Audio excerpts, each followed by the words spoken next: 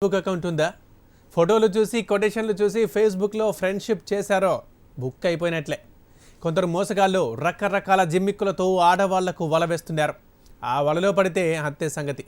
తాజాగా కర్నూలు జిల్లాలో ఇదే తరహా ఘటన ఒకటి వెలుగులోకి వచ్చింది.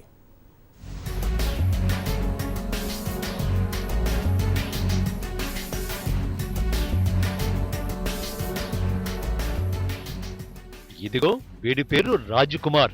కర్నూలు జిల్లా పగిడ్యాల గ్రామంలో ఆర్ఎంపీ వైద్యుడిగా పనిచేస్తాడు. బట్టతలను కవర్ చేసేందుకు విగ్గు పెట్టుకుని ఫేస్బుక్ లో అమ్మాయిలకు వల విసురుతూ ఉంటాడు.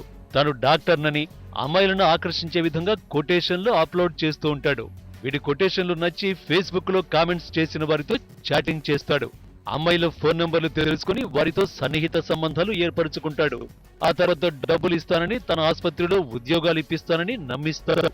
వారిని లాడ్జీలకు పిలిపించుకుని లోబరుచుకుని వారి నగ్న ఫోటోలతో బ్లాక్ మెయిల్ చేసి మరీ వారి ఆభరణాలు తీసేసుకుంటాడు.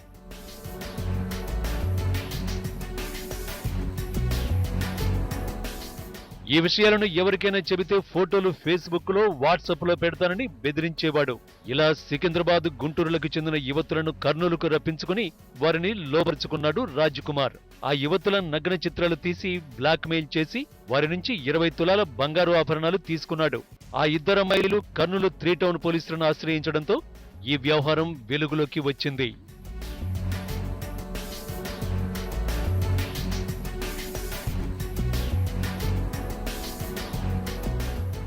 బాధితుల ఫిర్యాదులపై స్పందించిన పోలీసులు ఆర్ఎంపీ వైద్యుడు రాజ్కుమార్ ను అరెస్ట్ చేశారు.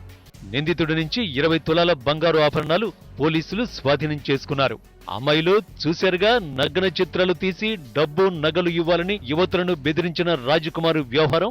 ఇంకా ఇలాంటి నేరగాళ్లు చాలా మంది ఉన్నారు. ఫేస్బుక్ లో బుక్ అవ్వకుండా జాగ్రత్త పడండి.